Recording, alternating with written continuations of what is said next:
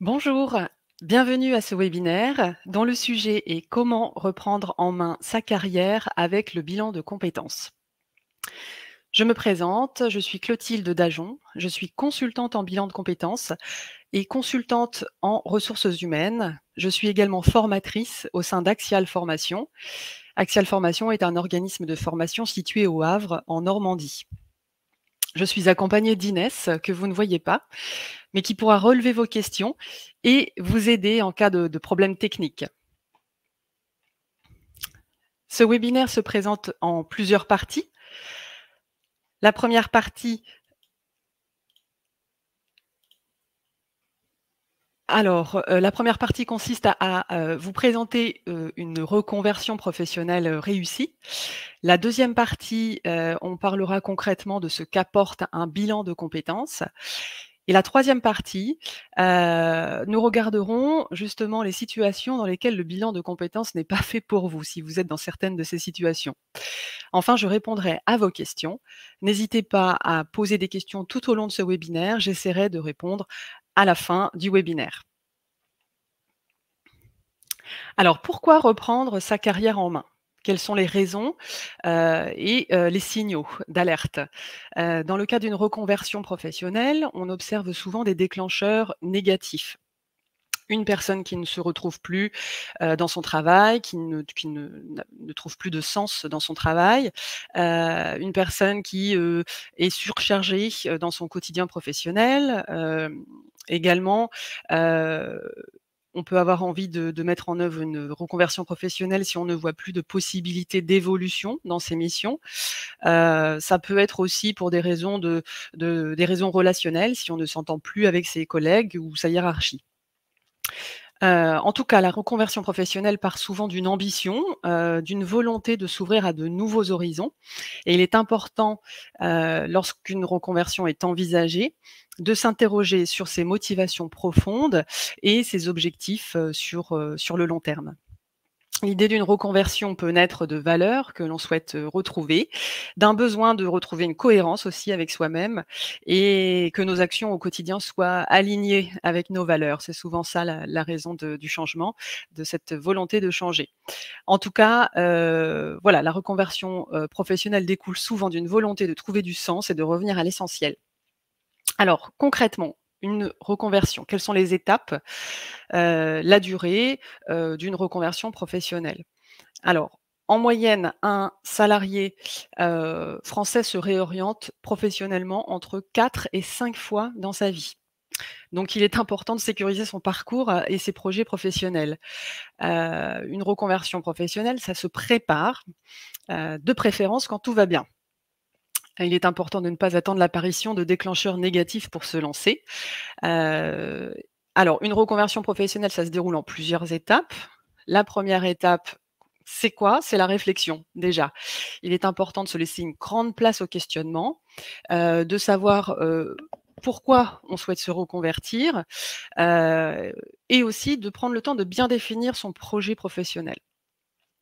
Pour ça, il est important de se faire accompagner dans ce projet de reconversion, de se faire accompagner déjà dans la phase de questionnement pour définir son projet, s'interroger sur ses motivations, sur ses valeurs, mais également il est important de se faire accompagner dans la phase de mise en œuvre du projet.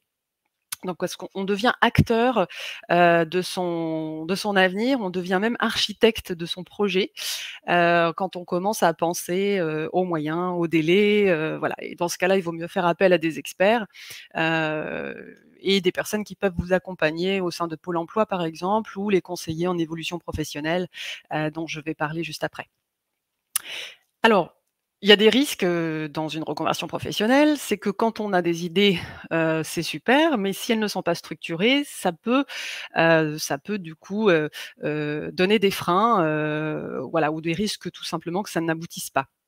Il est donc important de bien prendre le temps, de réaliser cette reconversion et ce qu'il faut savoir, c'est qu'une reconversion professionnelle, ça demande entre 6 et 24 mois, voire plus, pour certaines personnes ou certains projets professionnels un petit peu, plus complexes à mettre en œuvre. Alors le bilan de compétences dans tout ça, il est bénéfique et impactant, surtout dans la phase de questionnement.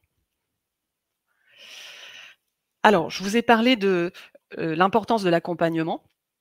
Le consultant, bilan et le CEP, donc le conseiller en évolution professionnelle.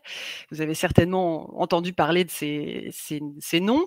Eh bien, quelle différence? C'est quoi la différence entre les 2? Alors, le conseiller en évolution professionnelle, c'est un dispositif de conseil et d'accompagnement pour les salariés et travailleurs indépendants qui souhaitent faire le point sur leur situation. C'est un service qui est gratuit. Voilà, vous pouvez demander un rendez-vous, sur le site, info-cep.fr. Que propose le CEP? Le conseiller en évolution professionnelle donc. Il propose de vous accompagner dans des démarches de financement, des recherches de formation. Il propose aussi de vous accompagner dans l'utilisation de votre compte personnel formation, donc le CPF. Il peut également intervenir dans la mise en œuvre du dispositif démissionnaire. Je vais vous en parler juste après.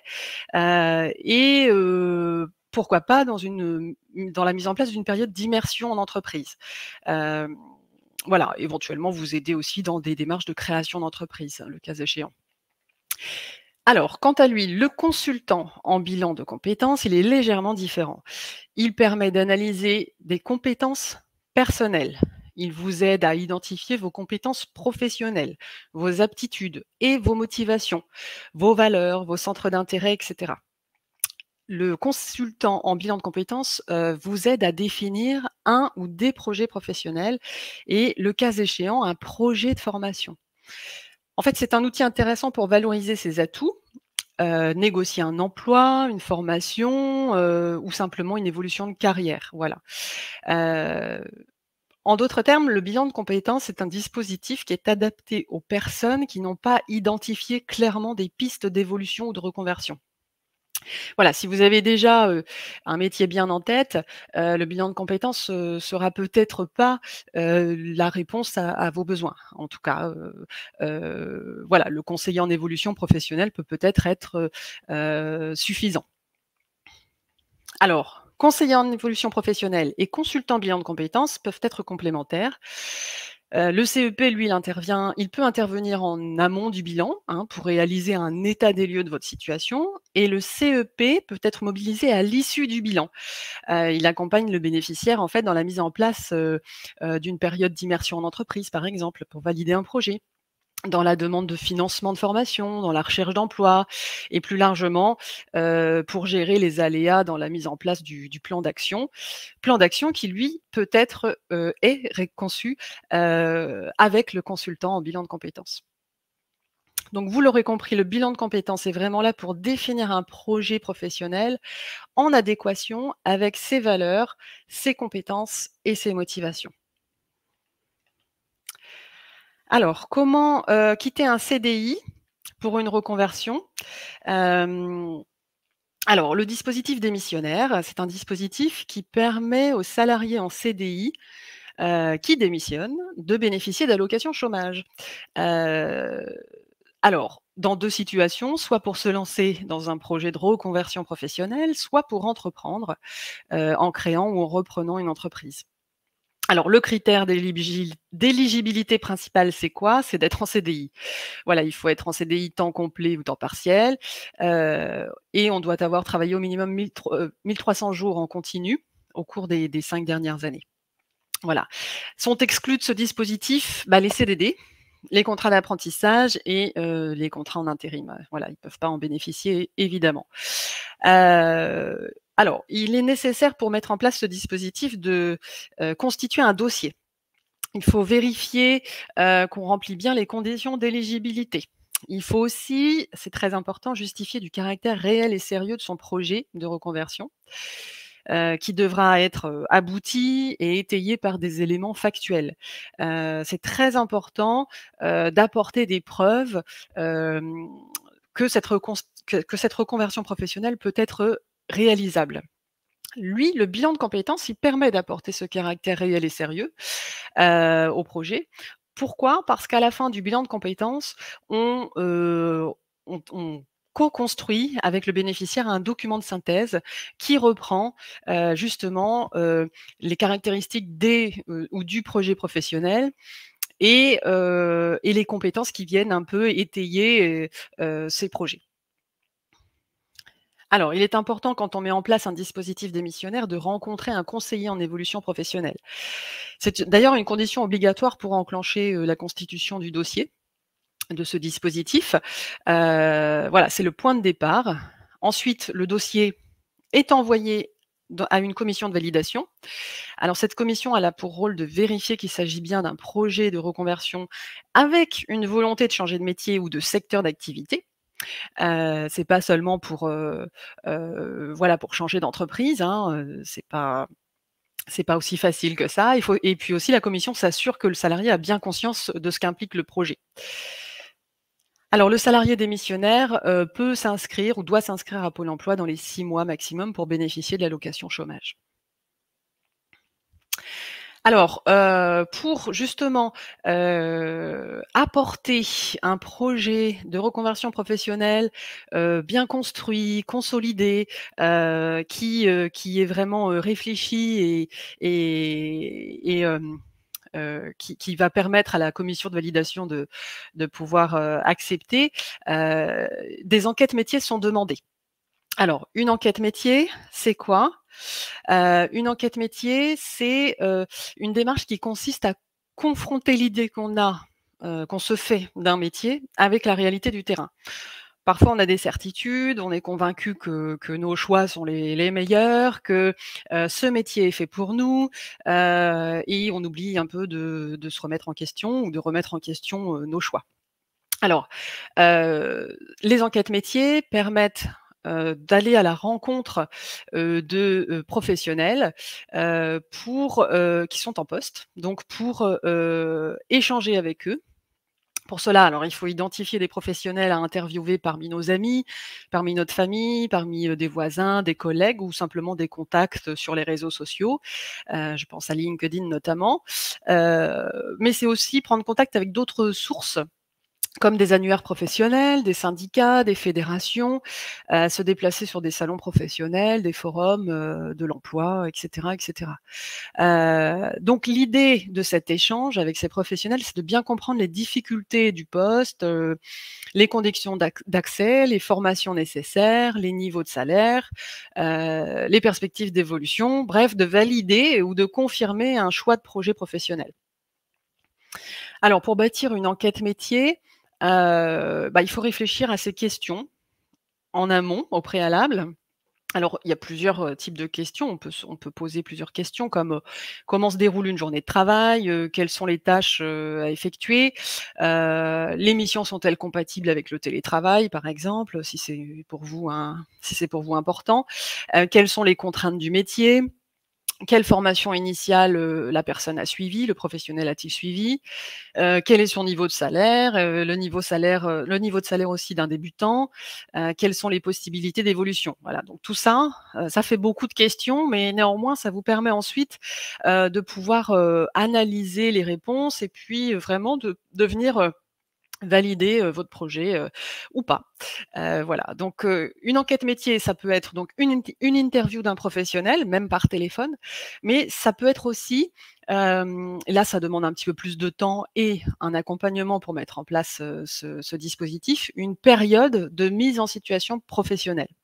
Ce qu'on appelle le PMSMP, voilà. Donc le conseiller en évolution professionnelle peut vous accompagner dans cette mise en place, dans la mise en place de ce dispositif. Alors, en résumé, l'enquête, métier est très importante pour convaincre, la commission notamment, transition pro, du dispositif démissionnaire, pour obtenir une place en formation, pour convaincre, des futurs, recruteurs que, vous êtes, fait pour ce job. Voilà, en tout cas, les enquêtes métiers ont vraiment pour objectif que, vous vous forgiez votre propre opinion d'un métier et de tirer des conclusions objectives. Voilà, est-ce que c'est ce que j'imaginais? Est-ce que j'ai les compétences requises? Est-ce que les conditions de travail vont me convenir? Et puis aussi, est-ce que la rémunération est conforme à ce que j'attends? Alors, le bilan de compétences, c'est, surtout passer à l'action. Donc, nous allons rentrer dans la deuxième partie, qu'apporte le bilan de compétences? Alors, le bilan de compétences aide à sortir, avant tout de situations de paralysie, rencontrées, par beaucoup de personnes qui doutent, qui hésitent, qui n'osent pas, qui ne parviennent pas à avancer, qui ne parviennent pas à éclairer un projet ou à clarifier une situation. Le bilan de compétences se termine en général par la création d'un plan d'action concret. Ce plan d'action permet de mettre en œuvre les projets professionnels. Donc ça, c'est très important. Le bilan de compétences nous met en action. Alors, il permet, le bilan de compétences, d'acquérir aussi des réflexes et des outils pour, prendre soin de soi, de son bien-être, de son épanouissement, professionnel dans la durée. Il amène surtout à s'interroger sur ses besoins, au quotidien. Pour se sentir bien dans son job, pour, nourrir du plaisir et de la satisfaction durablement. On devient acteur, voilà, de son épanouissement professionnel. Le bilan de compétences permet surtout d'avoir une meilleure connaissance de soi et ça, c'est très, très important. Il permet d'apprendre à parler de soi, il permet de mettre des mots sur ses atouts, sur ses envies, voilà, sur ses centres d'intérêt et il permet aussi de les exprimer face à un manager ou un recruteur. Voilà, c'est un formidable tremplin pour, dynamiser son parcours professionnel. Ça permet vraiment de prendre en main son parcours sur le long terme et développer son employabilité. Alors, le bilan de compétences, n'est pas fait pour vous si vous êtes dans l'une de ces situations. La première, c'est si vous attendez à un miracle, c'est-à-dire que le bilan de compétences, n'est ni une fin en soi, ni une thérapie. Le consultant n'a pas, pour objectif de trouver une solution toute prête, mais plutôt de vous accompagner dans la construction d'un projet professionnel. Vous seul, hein, savez, ce qui est bon pour vous. Lui, le consultant, il vous accompagne à identifier vos valeurs, vos centres d'intérêt, vos motivations profondes, à identifier vos compétences techniques, comportementales, mais il n'est pas là pour vous dire ce que vous pouvez ou ce que vous devez faire. Voilà, vous restez vraiment, hem, maître de votre avenir professionnel. Alors le bilan de compétences, n'est pas fait pour vous si vous êtes pressé. C'est un dispositif qui dure 3 mois. Il faut bien prendre le temps de sélectionner, le consultant qui vous accompagnera, parce que la réussite, en fait, du bilan de compétences repose surtout sur la confiance réciproque, qui se crée entre le bénéficiaire et le consultant. Donc il est important de rencontrer plusieurs consultants, d'échanger avec eux, de s'assurer que le courant passe bien. Le bilan de compétences n'est pas fait pour vous non plus si vous manquez de temps. Donc, dans votre semaine, le bilan va vous demander un réel investissement personnel. C'est-à-dire qu'en fait, vous avez des séances de 2 heures chaque semaine pendant 3 mois. 2 heures, c'est lourd, c'est important et il y a autant de temps de travail aussi personnel à côté. Donc 2 heures en séance avec le consultant et 2 heures en travail individuel, en recherche, et en réflexion. Donc ça, c'est vraiment, quelque chose qu'il faut prendre en compte.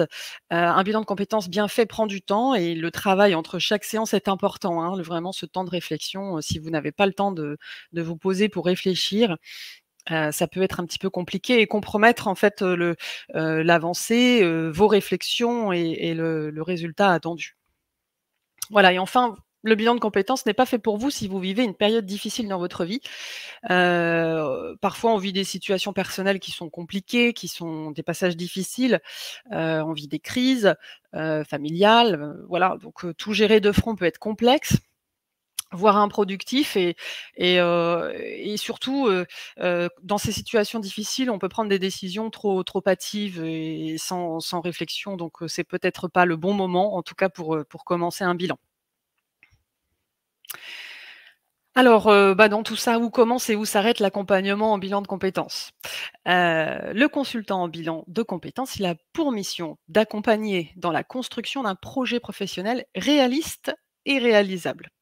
Alors réaliste et réalisable, ça veut dire quoi? Réaliste, ça veut dire que au regard de vos compétences, au regard de ce que vous, avez comme attente en termes de conditions de travail, en termes de rémunération, mettre en place réfléchir à un projet professionnel réaliste, c'est, réfléchir à un projet professionnel qui soit cohérent avec tout ça. avec vous, en fait.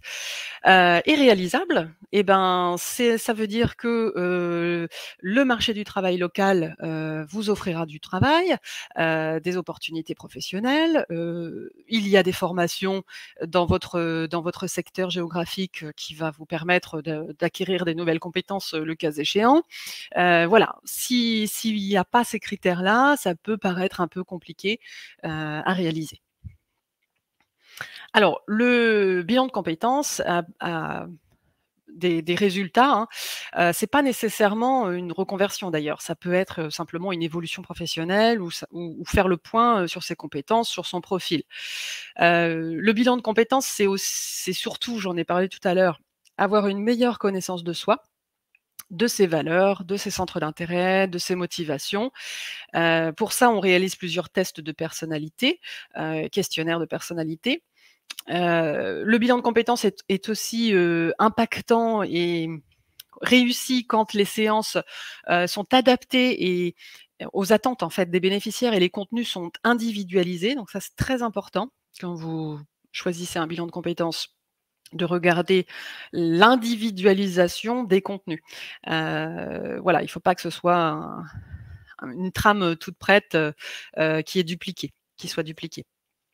Et le bilan de compétences est réussi quand l'accompagnement porte aussi sur les sujets tels que les doutes, les blocages, la confiance en soi. À l'issue du bilan de compétences, donc vous détenez un document de synthèse. Alors qu'est-ce que c'est? C'est un document qui va présenter les projets professionnels retenus, travaillés, réalistes, réalisables et étayé par des enquêtes métiers, étayé, consolidé par l'identification de vos compétences. Ça veut dire quoi? Ça veut dire que ce document de synthèse, va vous permettre d'aller, par la suite, trouver des financements pour, financer une formation, d'aller trouver, un nouvel emploi, d'aller, vous faire accompagner par un CEP, un petit peu plus en profondeur pour mener, à bien ce plan d'action. Voilà, donc ça, c'est vraiment un livrable, qui est propre au bilan de compétences. C'est un document qui va venir appuyer votre projet, qui va venir démontrer à toute personne auquel vous voudrez bien montrer ce document, que ces projets-là sont réfléchis et que ce n'est pas un projet, qui sort, du chapeau depuis quelques jours. Voilà. Le bilan de compétences, donc permet de définir un plan d'action, comme je viens de vous le dire. Ce plan d'action va s'étaler sur 6 à 18 mois, hein, selon le cas. Et à l'issue du bilan, donc 6 mois après le bilan, vous re-rencontrez le consultant pour un rendez-vous de suivi. Alors, en résumé, les éléments les plus importants pour une reconversion professionnelle réussie sont votre détermination. Voilà, il faut vraiment être déterminé, ça c'est important. L'identification d'une formation, une bonne formation en plus. Voilà, c'est très important, c'est un élément important pour que la reconversion professionnelle soit réussie. La solidité du projet. La solidité du projet, je vous le rappelle, va s'appuyer entre autres sur les enquêtes métiers. Le soutien de vos proches, évidemment. C'est très, très important d'être accompagné, suivi, compris, dans cette volonté de reconversion professionnelle. C'est pas toujours facile, d'avoir l'accompagnement de ses proches. Ensuite, l'accompagnement par des professionnels, qu'ils soient conseillers en évolution professionnelle ou consultants en bilan de compétences, ou les 2. Les aides financières que vous pouvez mobiliser, hein, les aides financières mobilisables pour financer une formation, par exemple. La possibilité de quitter son emploi, donc au travers une rupture conventionnelle ou le dispositif démissionnaire. Donc voilà, c'est bien de savoir un petit peu si on peut partir de son entreprise, et comment on peut y partir. Et enfin, l'échange avec d'autres personnes qui sont, en reconversion professionnelle. Alors voilà, donc avant de pouvoir, s'engager dans une reconversion professionnelle, il faut vraiment, travailler, sur sa motivation profonde, sur ce qu'on a vraiment envie de faire, au fond de soi, et cela passe par une meilleure connaissance de soi. C'est en tout cas ce que propose, entre autres, le bilan de compétences. Voilà, maintenant je vais pouvoir, répondre, à vos questions. Alors je regarde s'il y a des questions. Alors je vois que, il y a une question. J'ai été déçue par un bilan de compétences, qu'est-ce qui n'a pas fonctionné? Alors, ça peut, ce qui peut très bien ne pas avoir fonctionné, c'est, le fait de ne pas avoir bien, défini, avec le consultant, en bilan de compétences, de ne pas avoir bien défini les objectifs du bilan. Ça, c'est important, avant de commencer, de prioriser les thématiques et les sujets, à aborder, lors du bilan. Il y a des personnes qui vont vouloir plus axer le bilan de compétences sur, la connaissance de soi justement, d'autres sur, la connaissance du marché du travail, des personnes des bénéficiaires qui vont vouloir, accentuer, le travail sur, les démarches de création d'entreprise. Voilà, donc il y a plusieurs thématiques, hein, dans le cadre d'un bilan, et il faut pouvoir, les sélectionner, Heu et co-construire les objectifs avec son consultant. Donc peut-être que ce qui n'a pas fonctionné dans le cadre de ce bilan, et ben, c'est ça. Peut-être que les objectifs n'ont pas été, totalement, précisés, ou voilà. Alors, j'ai une autre question. Est-ce utile de faire un bilan de compétences lors d'une proposition de poste avec une évolution de carrière, mais dans le même métier? Alors, oui, j'ai dit tout à l'heure qu'en fait le bilan de compétences n'avait pas forcément pour finalité la reconversion. C'est-à-dire que, vous n'êtes pas obligé de changer de métier. Si néanmoins vous voulez, hem montrer à votre employeur, démontrer à votre employeur que, vous avez les compétences pour évoluer vers d'autres postes, d'autres services. Le bilan de compétences est un est un vrai outil de négociation, est un vrai outil de démonstration. Alors vous n'êtes pas, certes, pas obligé de montrer, le document de synthèse à votre employeur. C'est vous d'ailleurs qui décidez si vous voulez le montrer ou pas, ce document de synthèse. Néanmoins, s'il vient appuyer et corroborer, la proposition de votre employeur, ça va vous donner, plus de légitimité, pour ce poste. Donc oui, il est utile de toute façon, le bilan de compétences, pour faire un point, peut-être en milieu de parcours professionnel, en milieu de carrière, savoir si, vraiment, on a envie d'aller, vers cette proposition de poste, ou pas. Parce que peut-être qu'on peut, se donner des freins, peut-être qu'on peut, s'envisager dans ce poste alors que finalement c'est peut-être pas totalement ce qu'on veut au fond de soi. Donc, c'est toujours bien de faire un point professionnel. Si ça vient corroborer cette proposition de poste, alors tant mieux, parce que du coup vous allez pouvoir vraiment, appuyer votre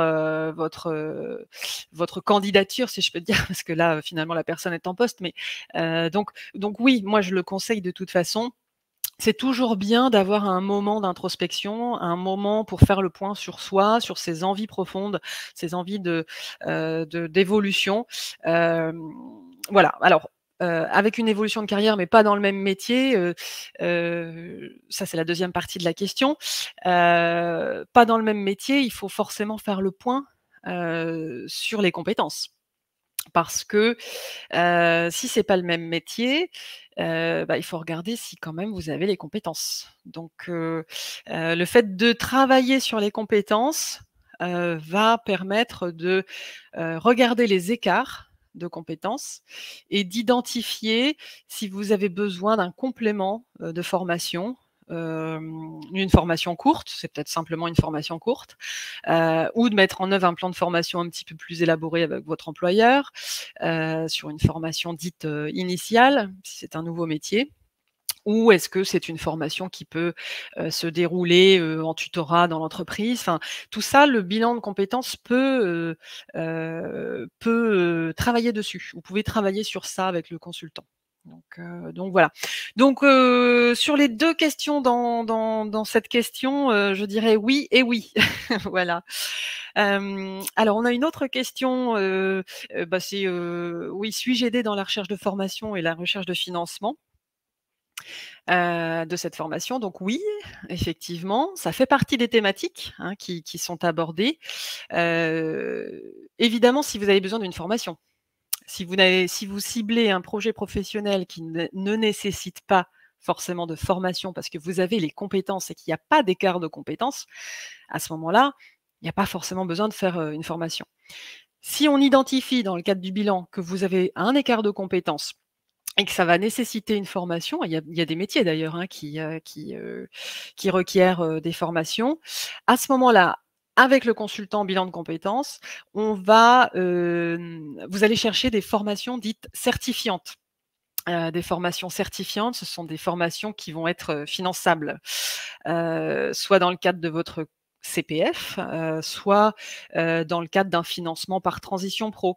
Voilà, donc tout ça, c'est important de travailler en amont avec le consultant en bilan de compétences parce que, voilà, il y a peut-être des alternatives à la formation. Donc oui, le consultant vous aide à trouver des formations, il vous aide à chercher déjà donc des formations, il vous aiguille vers, des sites de présentation de formation. Mais aussi, vous pouvez bénéficier de l'expertise du consultant pour la lecture des programmes de formation. Voilà. Étant donné que le consultant, en bilan de compétences travaille dans un organisme de formation, un centre de bilan de compétences, il a cette expertise pour lire les programmes et confirmer ou pas que, la formation que vous avez vue, va vraiment vous permettre d'acquérir les compétences dont vous avez besoin. Voilà. Et par ailleurs, le consultant en bilan de compétences vous apporte, des explications concernant vos droits en matière de financement de la formation, en fonction de votre statut.